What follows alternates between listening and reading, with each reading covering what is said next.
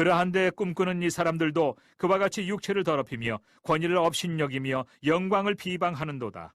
천사장 미가엘이 모세의 시체에 관하여 마귀와 다투어 변론할 때 감히 비방하는 판결을 내리지 못하고 다만 말하되 주께서 너를 꾸짖으시기를 원하노라 하였거늘 이 사람들은 무엇이든지 그 알지 못하는 것을 비방하는도다. 또 그들은 이성없는 짐승같이 본능으로 아는 그것으로 멸망하느니라. 화 있을진저 이 사람들이여 가인의 길에 행하였으며 삭슬 위하여 발람의 어그러진 길로 몰려갔으며 고라의 패역을 따라 멸망을 받았도다. 그들은 기탄 없이 너희와 함께 먹으니 너희의 애천의 암초요 자기 몸만 기르는 목자요 바람에 불려가는 물 없는 구름이요 죽고 또 죽어 뿌리까지 뽑힌 열매 없는 가을나무요 자기 수치의 거품을 뿜는 바다의 거친 물결이요 영원히 예비된 캄캄한 흑암으로 돌아갈 유리하는 별들이라. 안녕하세요. 산정목교우 여러분, 오늘도 하나님께서 은혜 주시는 귀한 한날입니다. 하나님께서 주시는 이 말씀을 통해서 우리가 더욱더 힘을 얻고 주님의 은혜 가운데 살아갈 수 있는 여러분들 되기를 소망합니다. 자, 오늘 말씀도 공동번역으로 한번 읽어보도록 하겠습니다. 제가 8절부터 13절 읽습니다. 여러분 가운데 몰래 끼어든 자들도 이와 마찬가지로 제 정신을 잃고 자기 육체를 더럽히며 하나님의 권위를 업신여기고 영광스러운 천사들에게 욕설을 퍼붓고 있습니다. 대천사 미가엘도 모세의 시체를 차지하려고 악마와 다투며 논쟁할 때 차마 악마를 모욕적인 언사로 단죄하지는 않고 다만 주님께서 너를 책망하실 것이다 하고 말했을 뿐입니다. 그러나 이 자들은 자기들이 알지 못하는 것은 무엇이나 욕을 하고 이성 없는 짐승들처럼 무엇이든지 본능으로만 이해하기 때문에 바로 그 사실로 말미암아 멸망하고 맙니다. 그들은 화를 입을 것입니다. 그들은 가인의 길을 따라갔고 발람처럼 돈을 탐내다가 잘못에 빠져들었으며 고라처럼 반역을 하다가 멸망하고 말았습니다. 이 자들은 염치도 없이 흥청망청 먹어대고 자기네 배만 채우며 여러분의 사랑의 식탁을 더럽히는 자들입니다. 그들은 바람에 밀려다니기만 하며 비 한 방울도 내리지 못하는 구름과 같고 가을이 되어도 열매 하나도 없이 뿌리째 뽑혀 아주 죽어버린 나무와 같으며 자기들의 부끄러운 행실을 거품처럼 뿜어올리는 거친 바다 물결과 같고 길을 잃고 헤매다가 영원히 암흑 속에 빠져버린 별들과 같습니다 라고 되어 있습니다. 조금 구체적인 그런 부분들도 있고요. 어떻게 보면 이 표현이 맞을까라는 그런 생각이 드는 그런 부분들도 있습니다. 그런데 우리가 본문을 이해하고 또한 받아들이는 데 있어서는 또 다른 번역본이 꽤 많은 도움이 되기도 합니다. 사실은 이 본문을 보시면서 여러분들도 많이 궁금하신 게 있으셨을 테고 제가 유다서를 일주일 동안 묵상을 하는데 굉장히 망설였던 부분이 오늘 본문에 사실 나옵니다. 어떻게 보면 성경에서 가장 어려운 구절이 난해한 구절이 오늘 본문에 있기 때문에 내가 과연 이 유다서를 잘 할 수 있을까라는 것에 대해서 굉장히 많이 고민하고 고심했었던 부분이 바로 오늘 본문의 내용입니다. 오늘 본문의 전체적인 내용은 이렇습니다. 저는 이 본문에 대해서 이렇게 제목을 붙여보았습니다. 믿음은 반드시 드러남을 기억하라 라는 겁니다. 유다는요, 교회 안에 들어온 거짓 교사들의 미혹에 그 양상과 실체에 대해서 단호하고 선명하게 거론을 하고 있습니다. 거짓 교사들은 예나 지금이나 늘 사람을 미혹했지만 자신이 바로 심판의 대상이다라는 사실을 모르는 사람들입니다. 자신들이 분명하다고 약속까지 하지만 결과나 열매는 절대 없는 사람들이 바로 거짓 교사들이다라는 것을 분명하게 오늘 말씀이 알려주고 있습니다. 묵상을 위해 용어를 해설합니다. 8절에 보시면 꿈꾸는 이 사람들이라고 되어 있습니다. 우선은요, 교회 안으로 몰래 들어온 거짓 교사들을 가리키는 것으로 헬라어로 에니프니아조라고 하는 말은 꿈꾸다란 말 그대로입니다. 그런데 이 말은 종종 환상이나 감각의 혼란을 일으키는 혼란한 정신 상태나 비정상적인 상상을 의미합니다. 그러니까 정상적인 게 아닌 거예요. 곧 하나님의 말씀에 대해서 무감각하기 때문에 악한 생각이나 사단의 계략에 기만당해서 자기 느끼는 대로 말하면서 하나님께서 꿈꾸게 하셨다고, 어떤 환상 보여주셨다라고 교회 안에 있는 성도들을 미혹했을 겁니다. 또한 12절에 보시면 애찬의 암초라는 그런 말씀이 있습니다. 여러분, 암초는 감춰진 바위라는 의미이지만 얼룩으로도 사용이 되었습니다. 곧 초대교회에서는요, 예배를 드리고 나서 그리고 같이 식사를 하는 그 애찬이 굉장히 중요한 그런 모습이었었습니다. 그 거룩하고 친밀한 풍습을 흐리는 더러운 오물과 같은 것이 바로 이 사람들이었다라는 것을 우리가 애찬의 암초라는 표현을 통해서 알 수가 있습니다. 13절에 유리하는 별들이라고 나옵니다. 이건 사람이 예상할 수도 없고요, 통제할 수도 없도록 갑자기 하늘에서 밝게 나타나서 비추다가 갑자기 또 이내 사라지는 유성을 가리키는 말일 겁니다. 거짓 교사들은 자신들이 하는 말들이 그리고 자신들이 하는 가르침이 하늘의 별처럼 영원히 빛날 것이라고 이야기합니다. 주님 오셔봐라, 내 말이 진짜지 라고 이야기를 하면서 그러면서 이야기를 하지만, 그렇지만 그런 말 자체도 자기 스스로도 이해하지 못하고, 효과는 잠시 잠깐 뭔가 괜찮은 것처럼 그런 것도 있어? 라고 깜짝 놀라게끔 하는 것도 있지만 금방 사라져버린 별똥별 같은 것임을 유다는 분명하게 주장하고 있는 겁니다.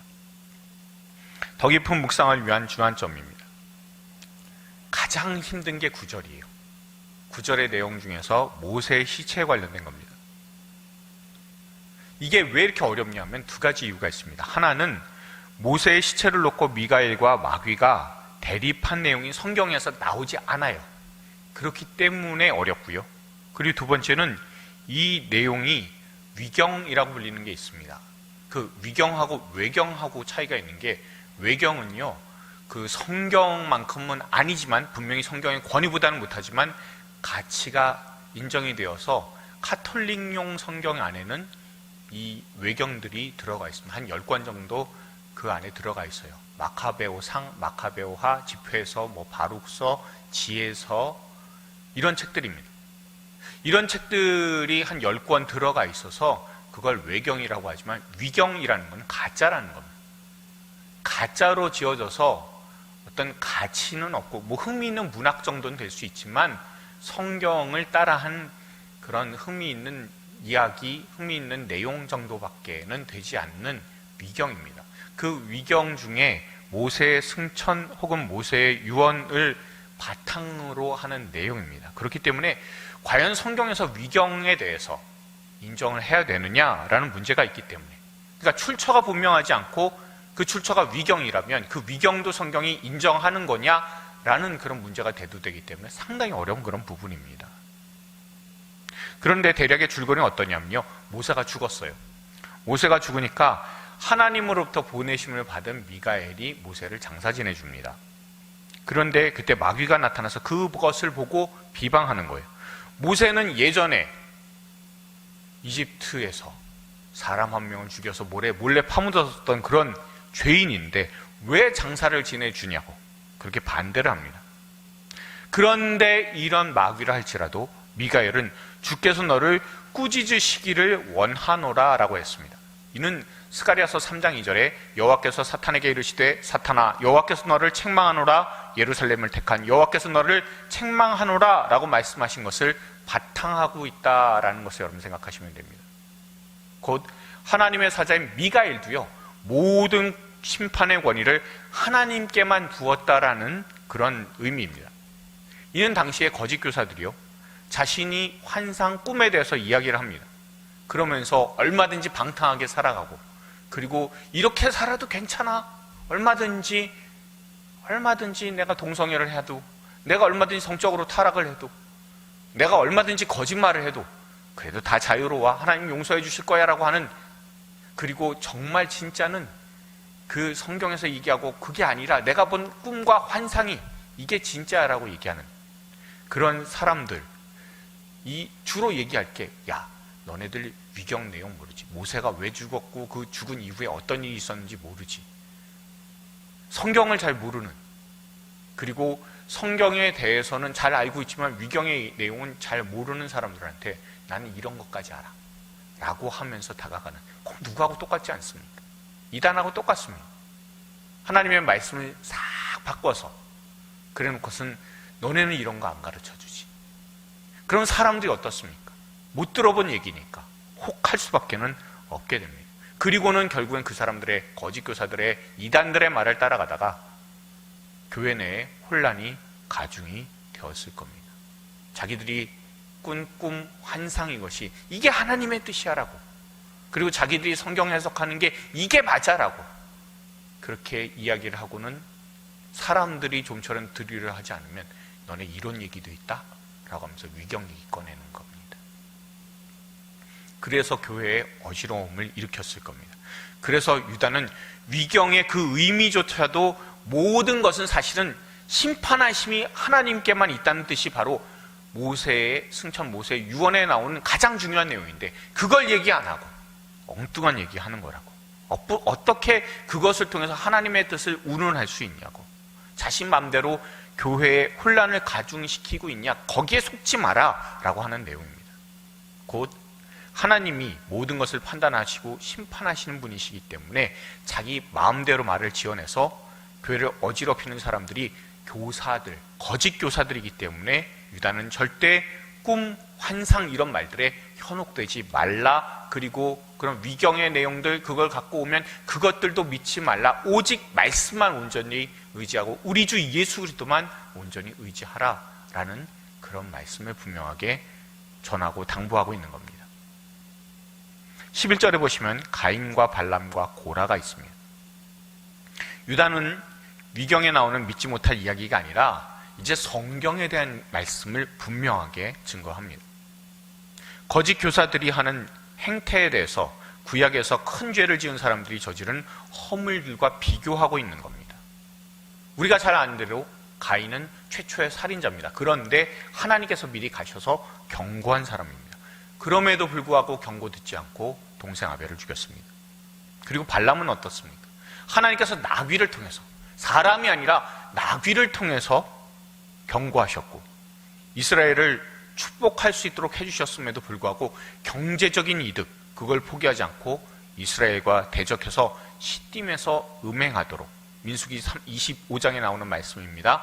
그것을 주도하도록 만든 사람입니다. 그러다가 나중에는 심판을 당해서 결국에는 죽었다라는 기록이 민수기 31장에 등장합니다. 또한 고라는요, 다단과 아비람 온등과 모이에서 하나님께서 세우신 모세와 아론, 그리고 제사장 및 레위인의 권위에 반발함으로써 이스라엘 내부에서 모세에 대항하는 조직적인 세력이 형성되도록 만든 사람들입니다. 이에 하나님께서는 향로의 표징을 보여주심으로 반역한 사람들을 분명히 경고하셨고 돌이킬 수 있는 기회도 주셨어요. 그러나 회개하지 않으므로 하나님께서 땅을 갈라서 매장시켜버리셨습니다. 유다가 가인과 발람과 고라의 예를 드는 이유는요, 이게 성경적 사실이라는 거예요. 위경의 내용 이런 얘기 듣지 말고 오직 하나님의 말씀만 믿고, 그리고 하나님께서는 잘못된 길을 가는 사람들에게는 분명히 경고하셨다는 것. 그 거짓 교사들한테도 경고를 하셨음에도 불구하고 뉘우치지 않았으니까 결국에는 심판받게 될 것이다 라는 것을 알리기 위함입니다. 교회 안에 거짓 교사들도 하나님께서 유다 등의 사도들을 통해서 경고하셨고 마침내는 엄중한 심판을 통해 그 사람들이 가짜다, 거짓이다라는 것을 분명히 드러내시게 될 겁니다. 묵상을 위해서 질문합니다. 첫 번째로, 유다가 거짓 교사에 대해서 묘사하고 있는 표현은 무엇인지 12절부터 13절까지 나오는데 거기에 있는 표현들 한번 여러분들이 하나하나 적어보십시오. 그리고 그 뜻이 과연 무엇일지, 그 묘사된 이미지가 있어요. 그 이미지를 보시면서, 묵상해 보시면서 아, 이게 이런 뜻이겠구나 라고 한번 여러분들께서 그 내용들을 한번 묵상해 보실 수 있길 바랍니다. 두 번째입니다. 이단이나 거짓 교사들이 초대교회 이후로 계속해서 나타나고 있는 이유는 무엇일까요? 그리고 이단이나 거짓 교사들이 왜 사람들한테 접근할 때 환상이나 꿈을 말하면서 미혹하려고 한다고 생각하십니까? 세 번째로, 유다는 거짓 선생들에 대해서 독특한 표현을 여러 가지를 쓰는데 12절, 13절에서요. 그 중에 하나가 여러분 12절 마지막에 보시면 뿌리까지 뽑힌 열매 없는 가을 나무라고 분명히 묘사를 하고 있습니다. 열매 생각해 보십시오. 그리고 저와 여러분이 무겁게 생각해야 되는 부분이 뭐가 있냐면, 저와 여러분, 당신의 삶에 예수님의 열매가 있다는 증거는 무엇일까요? 여러분, 거짓 교사들이 하는, 이단들이 하는 것은 무엇입니까? 별똥별처럼 환하게 비치고 그게 오래 갈 것이라고 얘기하지만 금세 떨어지고, 또한 분명하게 다 잘 될 거다, 이게 진짜다라고 하는, 어떻게 보면 구름이 떠 있으면 그 구름, 거기서 비가 뿌려질 것 같아요. 그러나 물 없는 구름입니다. 뭐든지 할 것 같은 그런 모습인데 사실은 가짜입니다. 나타날 수 있는 건 아무것도 없습니다. 그런 모습이 바로 거짓 교사 이단의 모습이자 또한 저와 여러분의 모습일 수도 있습니다. 여러분, 주 예수께서 말씀하신 것 기억하십시오. 열매를 보아 나무를 안다고. 우리가 바로 예수님께 붙어있는 가지인지 아닌지는, 우리 삶에 예수라는 열매가 맺히고 있는지 아닌지, 그것을 보면 될 겁니다. 이단의 길을 우리도 갈 수 있습니다. 우리의 삶에 예수의 열매가 없으면 그거는 이단과도 방불한 삶을 살 수도 있을지도 모른다는 신호일 겁니다. 경고일 겁니다. 그러니 우리가 예수라는 열매를 잘 맺어나갈 수 있는 저와 여러분들, 분명히 믿음을 드러낼 수 있는 그런 저와 여러분들 다 될 수 있기를 소망합니다. 기도하시겠습니다. 그렇습니다. 하나님, 우리는 진리가 아닌 것에 많이 속고 삽니다. 우리의 힘과 돈, 명예에 대한 욕심과 불안한 마음이 우리가 더욱 하나님이 일이 아닌 세상의 일에 더 많이 미혹되도록 합니다. 거짓 교사들, 이단들만을 비난할 것은 아닙니다. 우리 자신이 욕심이 우리를 하나님께 집중하지 못하도록 만들었고, 세상의 길과 진리 생명이신 예수님의 빛을 보이지 못했습니다. 주님께서 말씀하신 그 열매로 나무를 안다라는 말씀을 마음에 무겁게 두고 우리의 삶의 열매를 예수님께 드러내요. 세상에 많은 미혹되고 믿지 않는 사람들이 진리이신 예수님께로 나오게 하여 주시옵소서. 삶의 열매 없이 겉만 번지르르 한 사람과는 다른 참된 삶과 믿음의 열매를 맺는 우리가 되게 하여 주시옵소서. 늘 길이요 진리요 생명이시며 우리의 빛 되신 예수님의 이름으로 기도드렸습니다. 아멘.